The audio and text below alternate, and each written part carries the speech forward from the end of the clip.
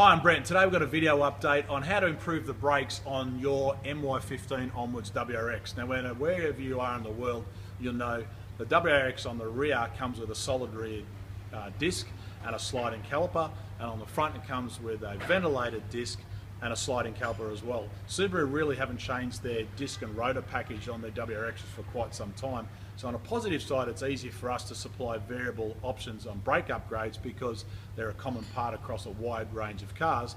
The downside is they may not be as good as what you'd hoped. And on our project car here, which we're now pushing horsepower quicker than a modified STI, I'm actually, as a driver, wanting to improve the brakes. And what I've got an opportunity to show you today is what we've done to fit a brake upgrade package on this particular model car using STI components. So we're going for the bigger diameter rotor, 2-pot fixed piston caliper on the back, 4-piston caliper on the front, and the bigger diameter rotors on the front using DBA T3 rotors, MRT sports pads, STI calipers, and stainless steel brake lines. So on the car, I'll show you the parts individually in a sec, but on the car you'll notice we've now fitted the DBA T2, T3, depending on what type of rotor you want. It's just the design of the rotor is similar, but the spec is a little bit different.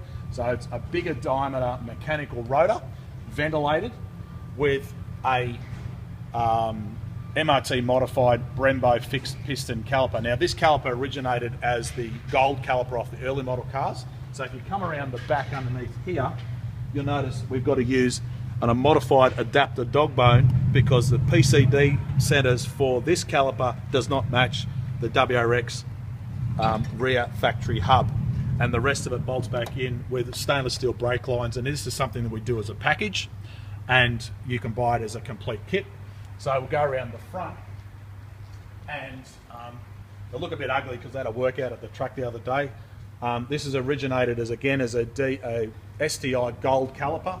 The good thing is it bolts up to the factory hub at the back, and you'll see on the back here we use stainless steel brake lines again, and around the front here we are using the fantastic DBA alloy hatted T3 rotor, which is a 2-piece kit. So the alloy hat keeps the heat out of the wheel bearings, reduces the unsprung weight because it's not cast iron, it's aluminium, so it's a little bit lighter, improves the handling, but also it allows the rotor to grow and shrink under heated conditions, which allows some movement between the bolted mechanism between the alloy hat and the outer friction surface. Of course, if you wear the friction surface out, you don't have to replace the whole assembly. You can buy this part as a separate component.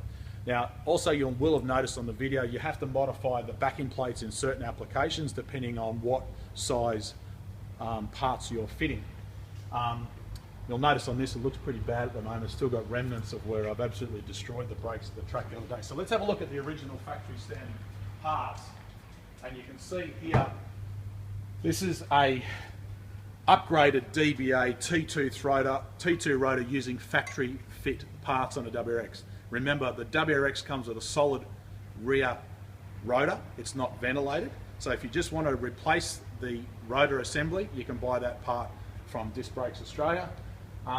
If you then, we're talking about the front factory disc of a WRX, pretty common disc these days. It's been on a car for quite some time. It's ventilated, as you can tell here. It's just a standard rotor, and also this is a common disc on BRZ Toyota 86 as well. And then we've got a factory standard caliper, which is a 2-piston sliding caliper using a common pad combination, again from a Subaru, and you can see that's the pad that typically comes across the range with the factory original brake lines. Now let's have a look at the difference. So this is what we've got on the front of our car from Disc Brakes Australia, the 5000 series alloy hatted rotor, slotted friction surface, 2-piece rotor. You can see the difference here. Look how much bigger it is. So that gives you more mechanical advantage, better stopping distance. But you'll also notice here on the 5000 series rotors, which is also common on DBA 4000s, these colours here change colour depending on the heat range that your rotor has gone through. Interestingly, out at the track the other day, I exceeded 700 degrees because all 3 colours had changed, which means I absolutely toasted the brakes, part of our R&D. And then when you fit this larger diameter rotor, which is obviously off an STI, so if you've got an STI, this is common, then you can fit the bigger STI caliper package. Now, Subaru changed their caliper design. I don't know why. They went from a gold rotor to a black rotor around, I think it was 2008. The front calipers are very, very similar. The PCD dimension here is also very similar. When we supply them the package, it's a complete kit ready to bolt on. But the important thing that I want to point out on the back is on the rear caliper, which is, when you look at it on the face, it's very, very similar, but this dimension here changed. So when you're fitting this on the back, there are less parts that you need, depending on the model car that you're fitting it to. And as a complete package, when you do it, you can either do the front on its own or the rear on its own, or the both together at the same time.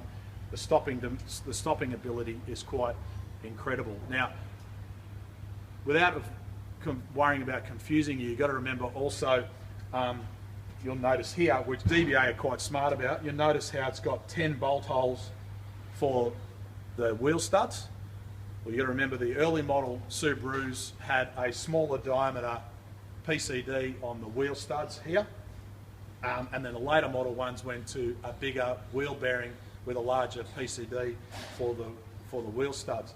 So DBA supply them as a -10, so there's 10 holes here to fit early model and later model cars, because of course in the case of the, and you'll see here, in the case of the Subaru WRX, it now has the same stud pattern as the current model STI, but the previous model WRX had a smaller wheel bearing with a smaller PCD, which means they were not interchangeable depending on the supplier of the rotor. Now, the important thing that I then need to point out to you is what you're doing about your wheels, because of course if you want to go to this size brake package, you need 18-inch wheels. So the MY15 WRX globally come out with 17-inch wheels, factory standard. We've upgraded to the OZ front wheels and wheels now, which are 18 by 8s. However, the good thing is, in the recent MY16 WRX, it's just gone on sale, in Australia at least, I'm not sure about other parts of the world, now comes with 18-inch wheels, so you don't have to worry about changing your wheels to fit the bigger brakes.